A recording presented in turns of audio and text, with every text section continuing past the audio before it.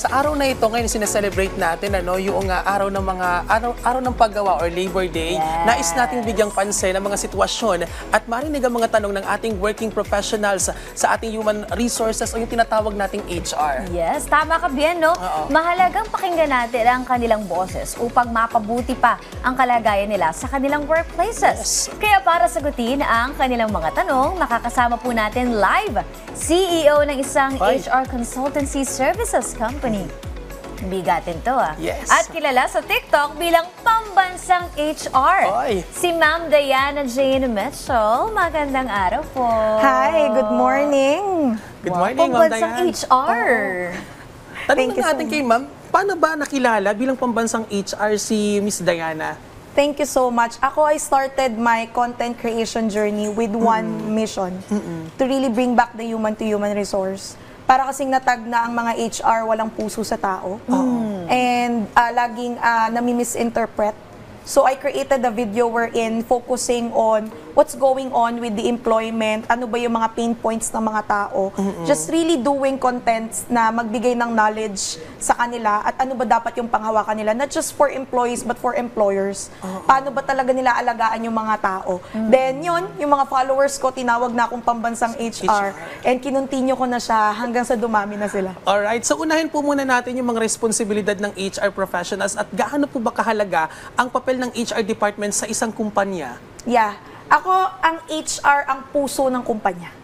Kasi sila yung nag-aalaga ng mga tao at ang mga tao ang nag-create ng profit sa kumpanya.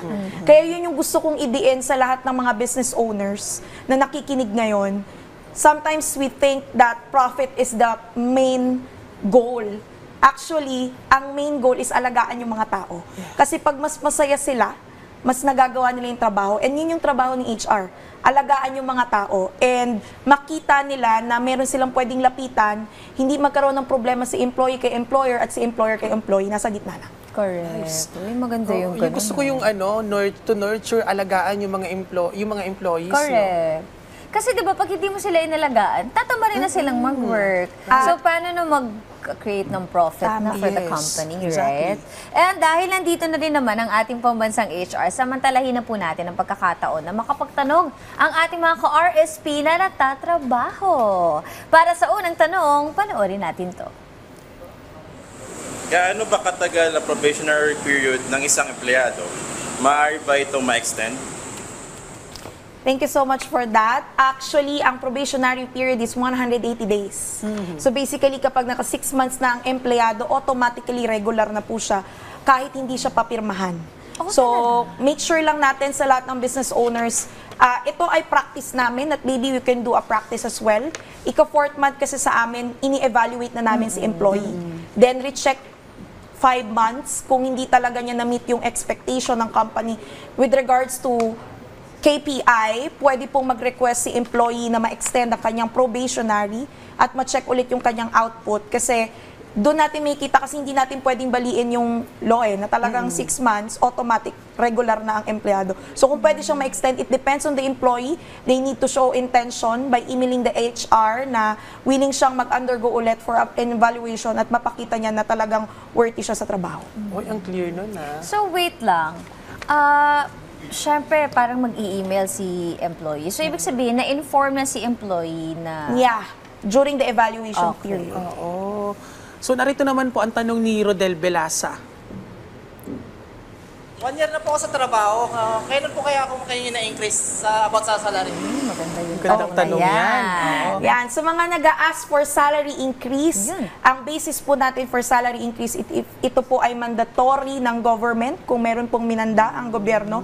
Pangalawa po, as long na binibigay ng employer ang minimum wage, kahit po gaano tayo katagal sa ating trabaho, hindi po talaga mandatory increase. So may mga ibang company, kapag ka naka-1 taong ka na, 2 years, dinadagdagan yan. But then again, hindi po ito responsibilidad ng employer na mag-salary increase just because matagal ka na. Ang goal nento is galingan mo para mabigyan ka talaga ng increase. Oh, so kailangan talaga yung level nung performance andon. Yes. So yun talaga yung tinitina. Ito naman, may isa pang tanong tayo mula naman kay Sir Alfonso. Kasi yung isang kasamahan ko, may problema kami. So, sa oras po ng trabaho, hindi po nakakasama namin. Ano po ang dapat niyong gawin sa kasama namin? Ay, may conflict naman. Wow. Between, Conflict employee to employee. Oo. Isa sa trabaho ni HR is to check and re-evaluate the performance of employee, even the relationship of people inside. So, doon pumapasok na kapag may mga ganitong conflict, maganda talagang ilapit kay HR so that HR can do a coaching, checking kung meron ba talagang nalalabag itong taong to at paano to nakaka-apekto sa trabaho. So, ang unang gagawin ni HR is to coach and to check so that they can do the due process for it. Okay. So talagang ikaw yung mamamagitan sa kanilang Exactly. dalawa. Actually, HR talaga yung mediator between Yes. employer at saka employees. And employee to employee din. Yeah. Ganun. Ayan na, nasagot na ni Ma'am Diana ang ilan sa mga tanong ng ating mga ka-RSP na nagtatrabaho. Pero may additional questions po kami dito. Oo nga, ma'am. Maaari bang papasukin ng isang empleyado kapag nag-file siya ng leave? Depende sa leave. Kasi may mga ilan sa mga empleyado, bigla na lang. Iba kasi yung nagpaalam sa nagpasabi. No, it should be a leave na merong ano ba yung pinaka-reason. Pero kung about sa sakit ito at hindi na talaga niya kayang makapasok, wag na nating pilitin kasi at the end of the day, yung welfare po ng tao yung una nating priority. Priority. So kung may sakit at hindi okay, pahingayin po natin na i-approve yung leave. Oo, paano naman Ayun, paano naman kung may empleyado na nagre-reklamo tungkol sa unfair treatment ng kanyang Yeah. manager? Wow. Ayan. Ang daming nagkakaroon ng ganyang comment sa akin sa TikTok. Oh. Ang pwede mo unang gawin is erase kay HR. Hindi po excluded ang matataas na posisyon sa evaluation. Kaya kailangan si HR wala siyang pinapanigan. Mas mabigat pa nga pag si HR ang problema. Pero pag si manager, magagawan kasi ng support yun ni HR. Kung ano nga bang support ni manager. Kasi hindi porket manager, wala nang pagkakamali. Correct. Correct. Siguro ma'am, advice mo na lang para doon sa mga employee na kasi minsan nahihiya o lumapit sa HRs. Ano po yung may papayo niyo sa kanila? Yeah. Sa mga empleyado pong nahihiya, maybe may pinanggagalingan kayo, nag-open up na kayo before, tapos parang hindi napakinggan. Huwag kayong mahiyang magsabi ng totoo at huwag kayong matakot kung alam nyo yung karapatan nyo. Sa mga business owner, kung hindi nyo po kayang makuha agad lahat ng concerns nila, magpa-survey po tayo.